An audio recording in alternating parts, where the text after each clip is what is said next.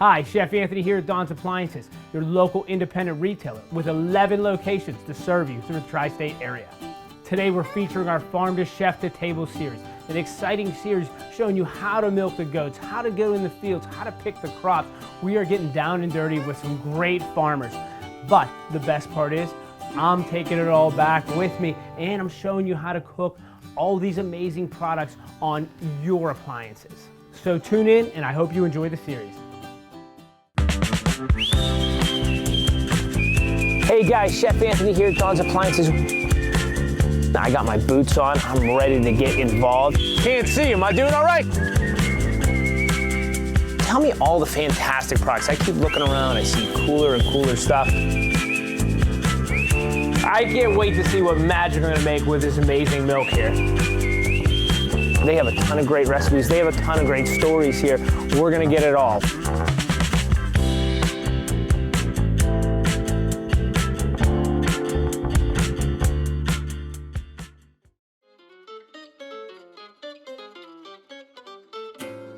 All right, guys, Chef Anthony here. I'm at Bedillion Farms. So excited to be here. I am with Sarah Bedillion.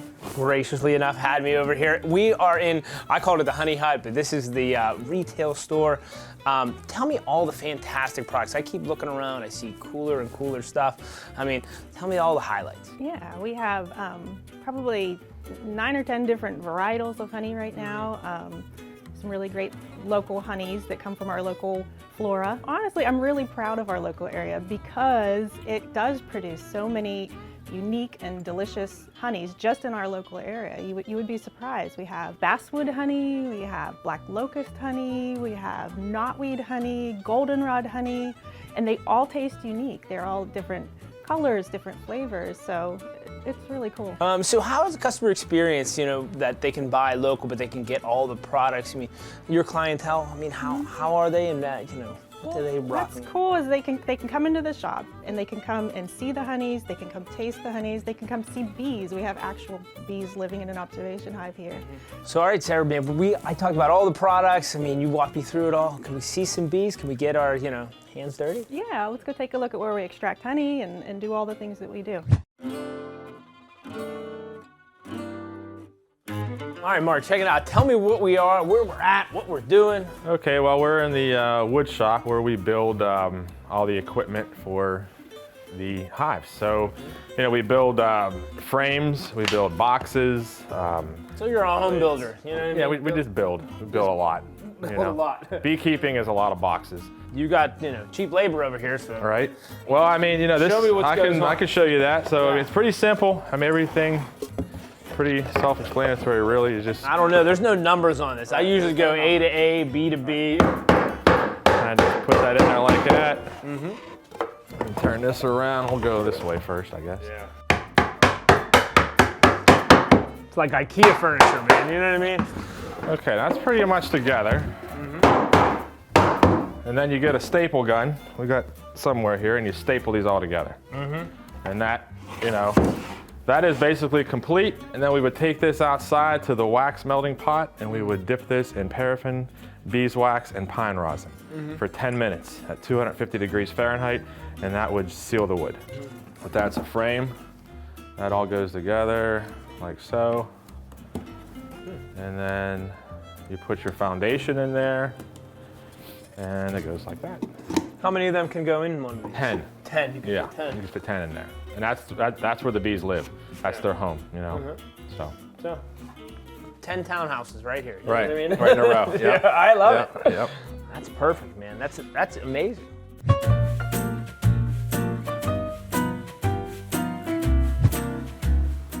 All right, man, official beekeeper hat, it's on. This came from the production, I'm ready.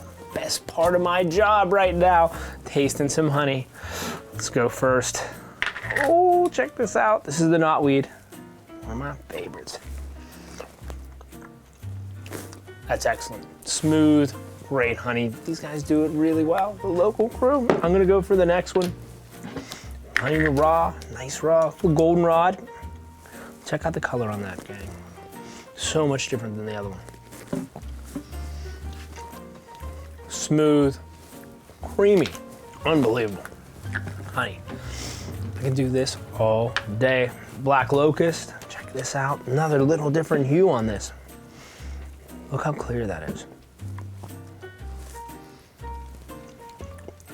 Totally different than the first one and the second one. Nice and smooth. You can tell the difference. I'm going into this one too. I'm gonna get them all. But look at the color on this. Beautiful. No, that's excellent honey. I think this is my favorite so far. I got one left to try. Man, is that great. Which one is this? This is just a wildflower. I'm gonna pour this on. Just give it a squirt. Another great color too. I gotta have one more taste. I gotta get that summer wildflower again. I think this is my all-time fave. If I could, I will. Summer, that is so wild. Perfect. All right, Mark, smells amazing in here, man. I'm so excited. What are we doing here? Well, this is where we pack our honey. So basically, you know, when we take the honey from the field, it goes up, we'll see that. We go up to our extraction facility. We extract the honey. We pack it in these drums. Yeah. And then when the customer or we need honey for our stock, we bring the drums down here, we warm them up. Yeah, it's nice and warm, yeah. Yeah, it's all bottled out of these tanks here. There's 5 or 6 tanks here. They each hold about 500 pounds of honey. And that's the amazing part about this. I mean, you got chairs, you got 6-8 drums. You guys can do it by hand. It's all bottled by hand. I mean, it's bottled and labeled by hand, which is huge. There's there's not too much automation in it. We're like micro. We're very small. They would consider us producer packers, very, very small producer packers. We like to pride ourselves on being a small local farm. We pack our own honey, and we pack other varietal honeys that we can't produce in Pennsylvania, like orange blossom honey or raspberry blossom honey. So it's something that we know that's good. We'll bring it in and we'll pack it for the customer. We try to sell exceptional products, no matter what it is. From the woodenware to the honey, it's all 100% guaranteed. If the customer's not happy, for one thing, I want to hear about it. I want to know why, and I'm going to make it right with them. Hey guys, we're here at the Bedillion Honey Farm. I'm here with Mark Bedillion, so excited about this, ready to start some serious business. So what's first on our list? Well, we're here at our home yard, and we're gonna look in some of these hives, but first we gotta get suited up. Suited and booted, man. Fire up the smoker. Smoker lit, veil on, hive tool in hand. Let's get to work. Let's get to work. All right. This is our smoker, maybe. And then we're gonna... You want me to hold that? Yeah, you can hold that. Jackets. You gotta have that. We're gonna get some smoker fuel. Put a little bit in there. Yeah, put a little in Give there. her a little. Fire this guy up. Huh? Put that down as far as you can. This is a very important tool for beekeeping. You Just get right in there, no? You want to really hit it now. You want to really hit it. Yeah, okay. go ahead. Yeah. Can't see him. Am I doing all right? You're doing okay. Maybe down here a little bit. All right, get that one going. There you go. All right, there you go. We'll put on this jacket here. All right, jacket, huh? Yeah. We'll put that there. Jacket. Take the glasses off so we can see what we're doing. Okay, chef, there you go. I look good. You look great. In good shape. I love this. All right, put this on. Put them on. Might as well. Might as well, huh? We'll go here and check out the beehives. Let's check out the beehive. Okay. Let's do this. Mark, what's in front of us? What are we gonna do? I'm ready. Okay, well, I'll give you a little rundown on these beehives. These hives are on 4-way pallets. We're a semi-migratory operation, so we truck our bees. We do a little bit of pollination work. Well, how many's in a box? I mean, in these boxes right now, there's probably about, 20,000, 30,000 bees. They're. Can I get 2 suits? 20,000. Yeah, I mean, in the peak of the season in the summertime, you're looking at maybe 40 to 60,000 bees per hive. So that's a lot. They got to have a very strong forage force to get out there and bring that nectar in. With any farming, you have to take care of your stock. So we're making sure they have proper nutrition. We're making sure that we keep the pest off of them, like the varroa mites. It's surprising how much work goes into, just beekeeping, or just, the honey process in general. There's a lot of work, there's a lot of knowledge, there's a lot of labor. I mean, it's just not me doing this. I have, a good family friend helping us, and my oldest son helps us a lot out here. All right, Mark, so if we're gonna pop it, what's our first step? Well, the first thing to do is, make sure your smoker's lit. You have your veil and your suit on, like you do, and your hive tool in hand. So you want to smoke the entrance. So smoke the entrance. Yep, okay. Right there, a little, like that? Down here, there's a little entrance. Oh, okay, good, cool. I knew that. Okay, yeah. That's pretty good. Good, Yep. good. And then just pop this lid off. Right. I'm gonna put mine on. Yeah. Hey, I'm not taking you don't mine want off. to get, you don't want to get stung in the face. Oh, look So how there's cool, your huh? bees.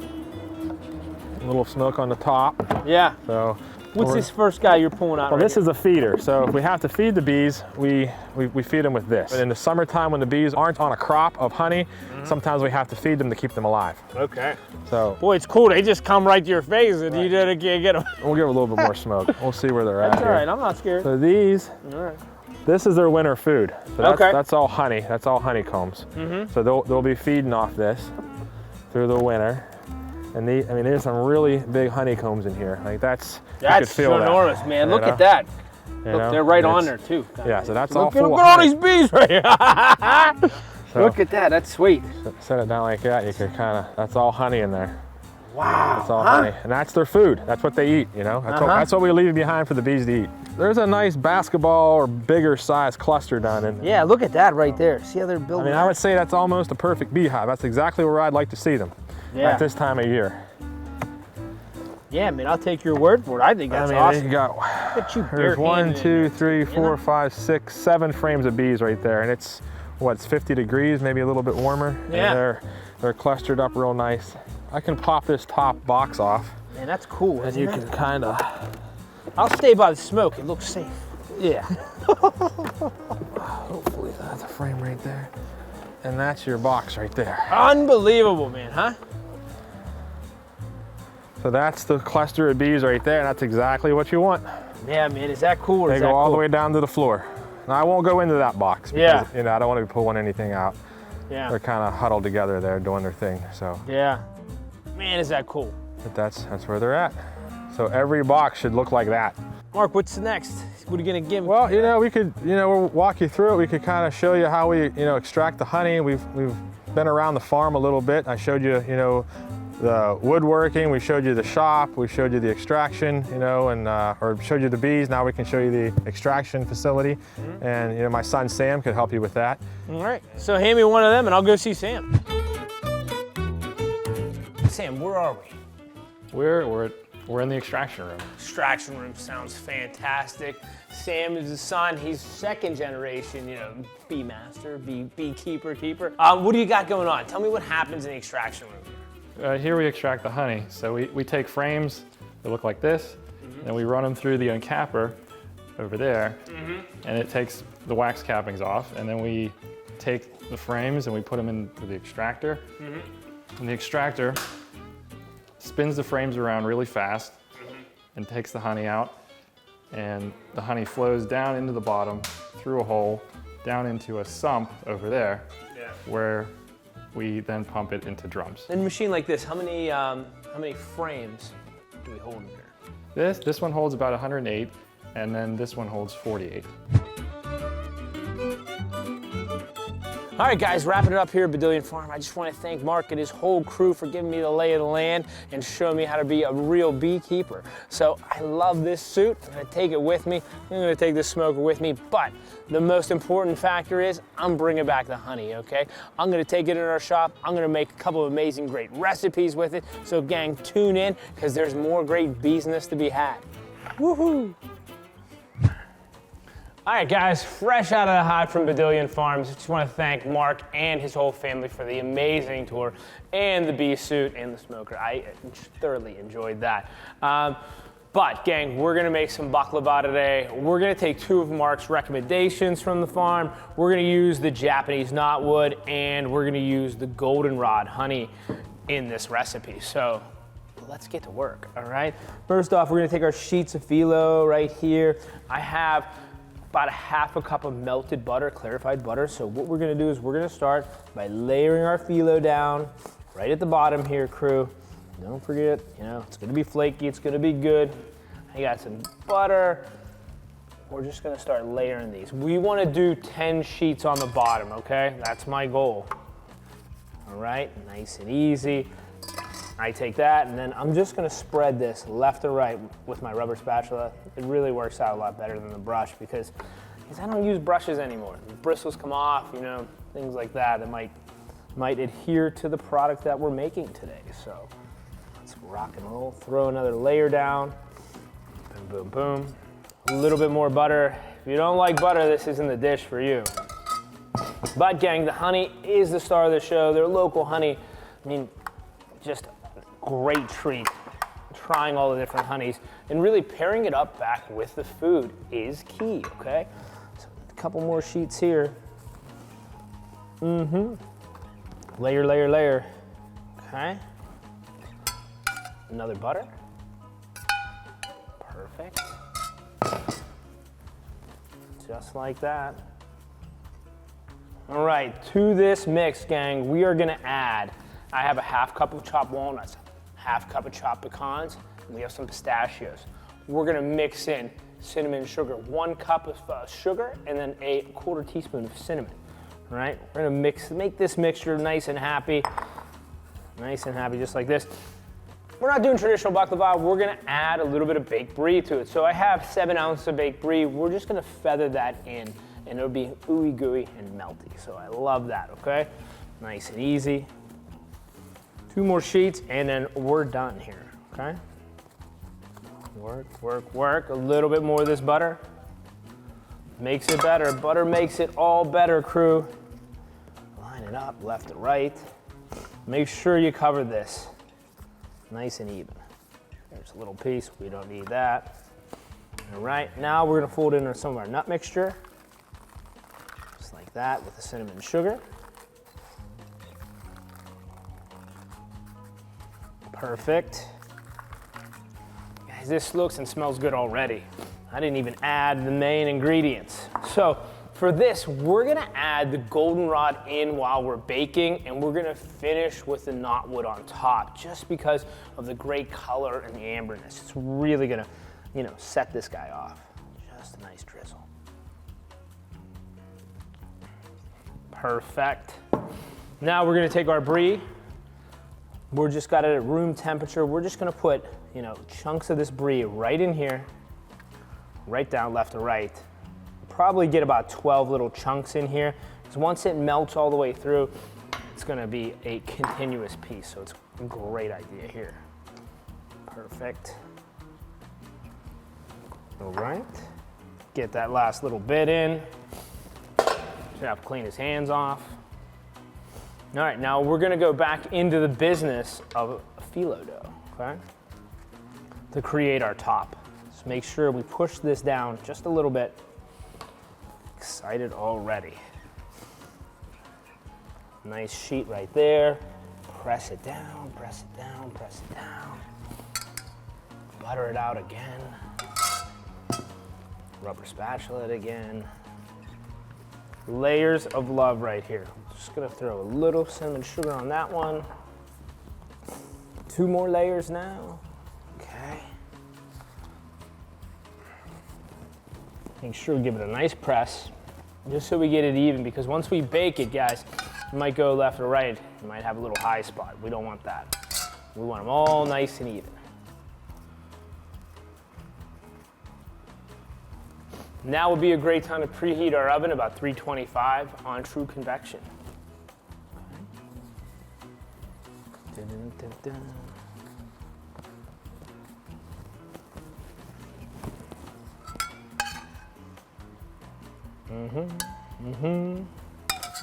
A little bit more butter.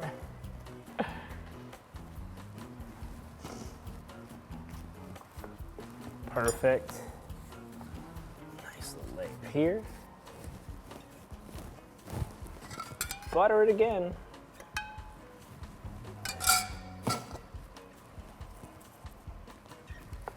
Perfect.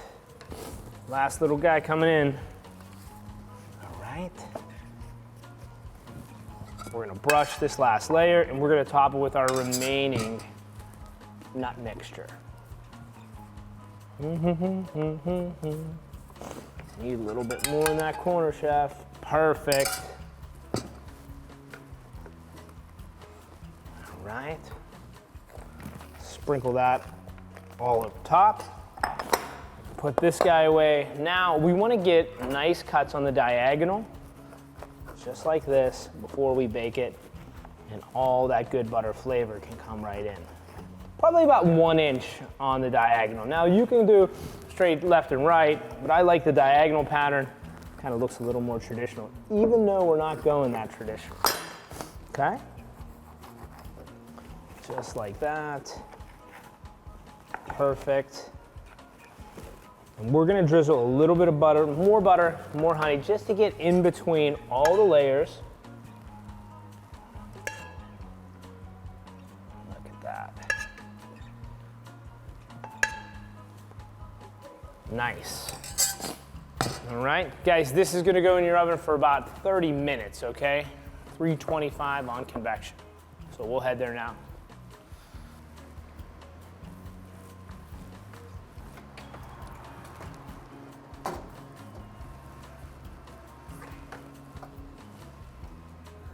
All right, guys, it's been about 25 minutes. Let's check this baklava out.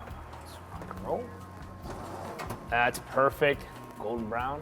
Let's take it, try it. All right, gang, the baklava is nice and crispy, golden brown on each side. It's exactly what we want to see. Now, just got to finish it off. We're taking our knotwood honey. We're going to actually heat up just a little bit. I got about 2 tablespoons of butter, and we're going to probably put a 1/4 cup of this knotweed right in there. Just mix the butter and the honey together, just to create a nice little glaze. Once again, back of the spoon, and just warm this syrup and butter slightly. Twist that around. And we're gonna drizzle this right over. Look at the great colors that knotwood gives it. Unbelievable. Amazing.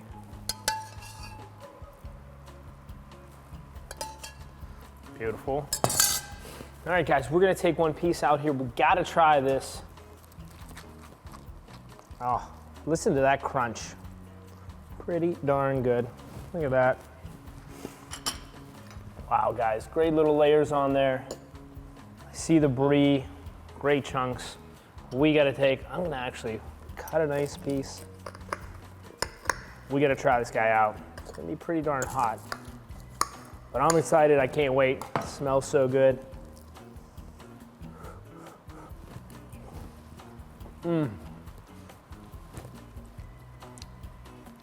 The crisp and crunch, the sweetness, the great brie, but the 2 different honeys really play a factor in that. That goldenrod really gives it that nice smooth feel, while that Japanese knotwood really takes it and gives it that finish of sweetness. Bedillion Farm's great taste in honey, paired with a great baklava dish, done in convection in our wall oven. Used our induction top just to melt that butter ever so slowly. This is an amazing dish, bar none.